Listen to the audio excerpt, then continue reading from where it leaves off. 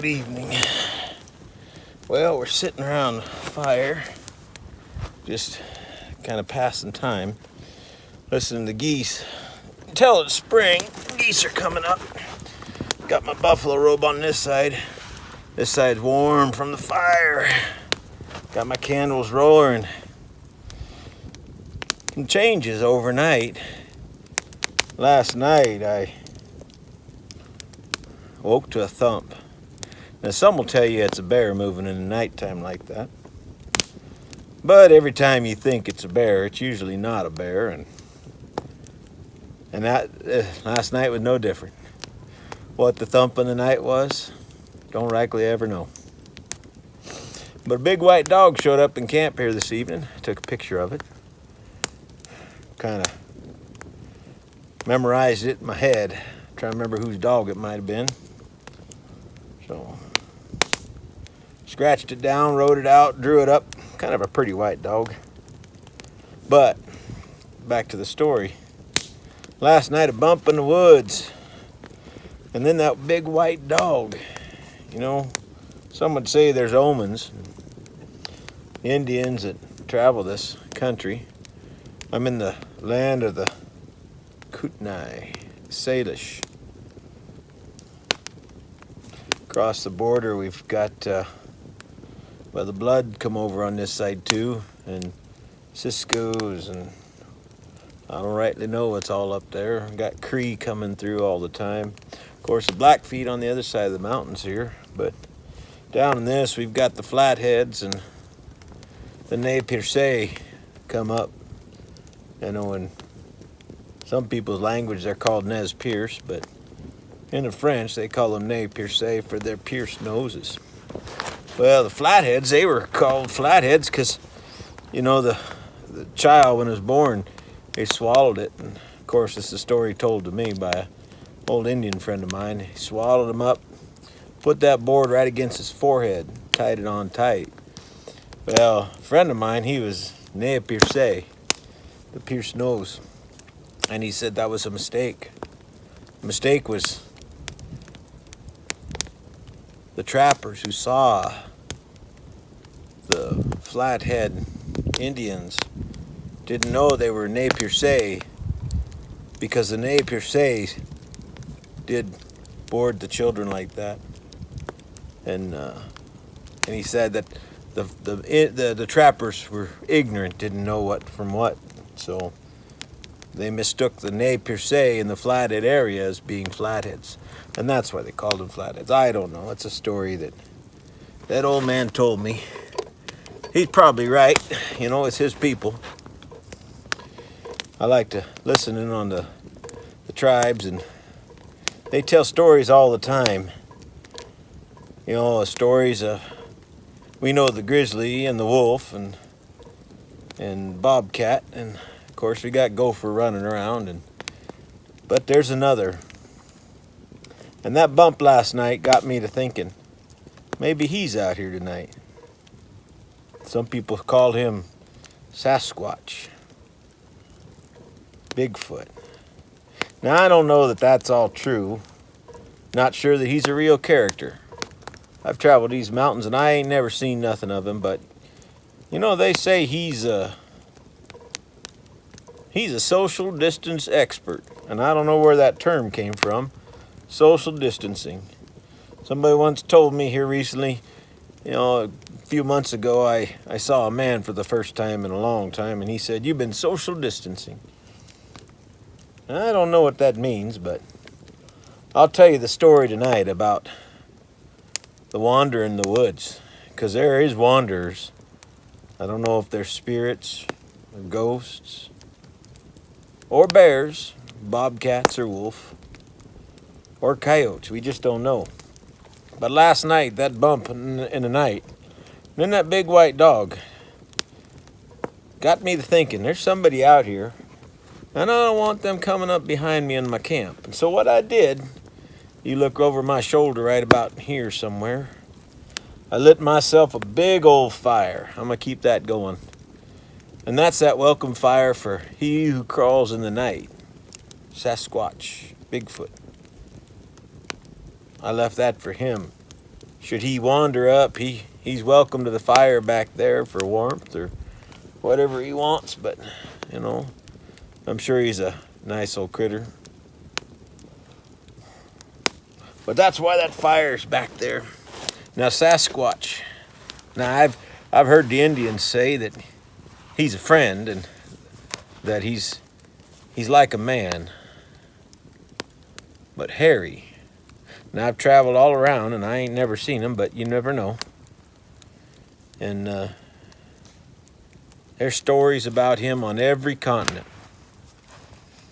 at least that we know of. I'm sure there might be something out there, but I don't know what it is.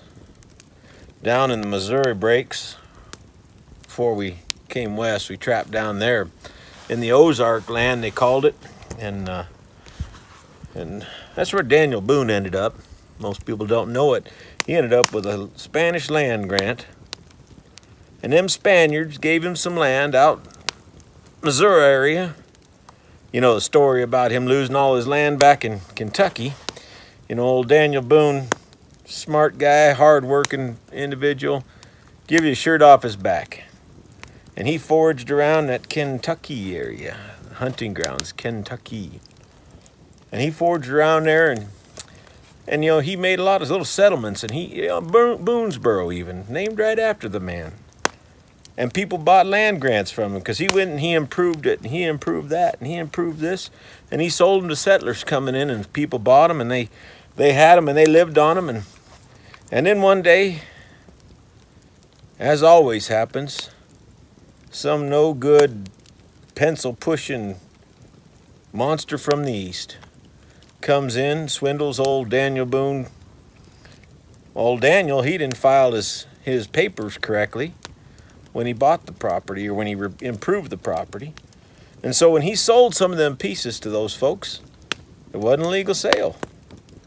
And those attorneys and those shysters that came in, they stole old Daniel's land, and Daniel Boone, he went broke, just paying off the debts of the people that bought from him. Sad story. But then he went to Missouri, and he said, "To heck with you, United States." And the Spanish government took control of Missouri at the time. They said, "Daniel Boone, we know you." They gave him land grants. And old Daniel lived there for several years, until 1804, and Jefferson and the Louisiana Purchase opened up this whole country. Old Daniel, he lost his land grants once again. All the Spanish grants that were given, they said they ain't got no right to. Old Daniel is homeless again. Poor bugger put together so many homes, so many places, and is still homeless. I think he died years back, as I heard tell, rocking away on his daughter's porch. I guess that's a way to go.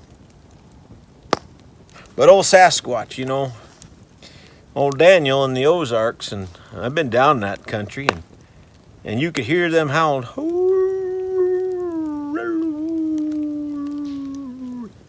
in the night.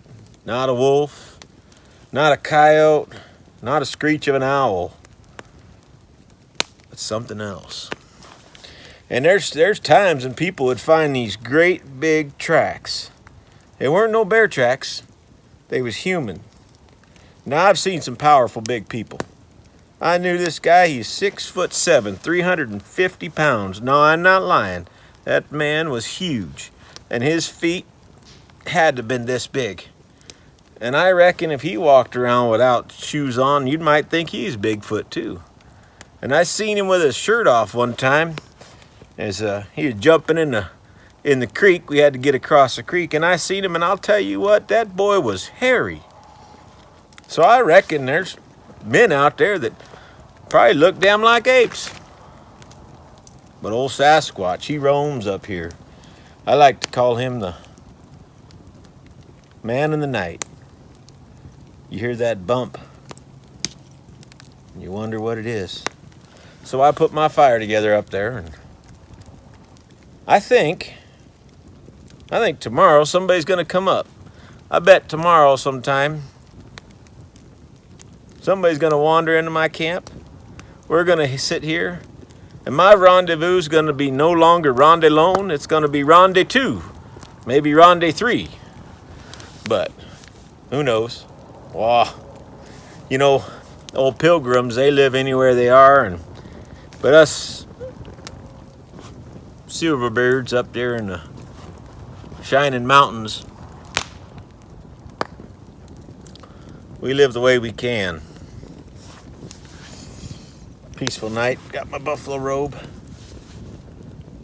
Beautiful. Not a star out that I can't see. Big fire back there.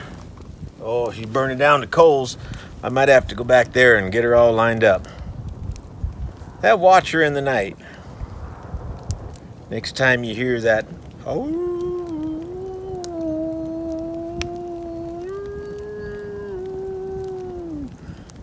that lonesome call, that's him.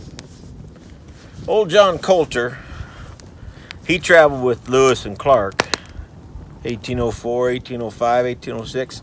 Old John Coulter, he came back up in this country. He kind of helped a lot of folks. And old John, he could spin a yarn. I'll tell you what, that boy could spin a yarn.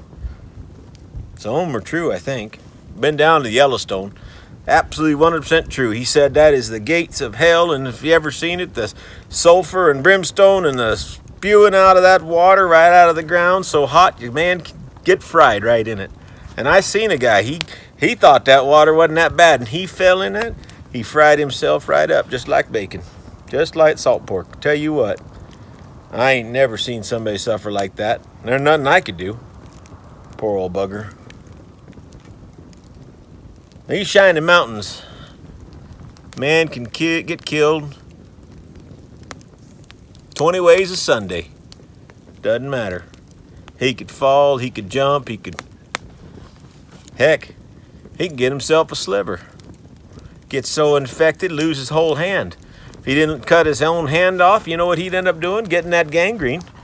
And that gangrene just rots you out. And pretty soon he could die right up here in these mountains just from a little sliver. Tell you, these shining mountains ain't for no sissified person. Sometimes I think about leaving. Don't think I rightly will. I did go to California one time. Pretty girl down there. Right, pretty girl. But, you know, that's a whole nother story. We're getting long in the night, and I got to get that fire going again before old Sasquatch shows back up again. Well, it's Crazy Mountain Man. Calling it a night. You guys see out there and them monsters that hide in the night. Sometimes they ain't monsters. There's men that don't want to be seen.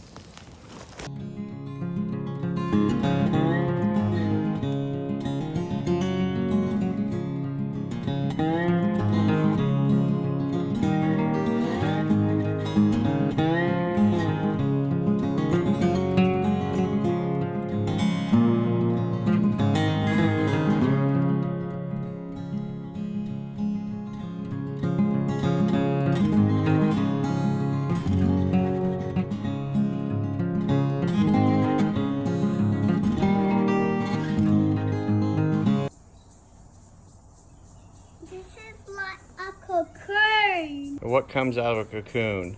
Butterflies. Are butterflies beautiful? Yeah.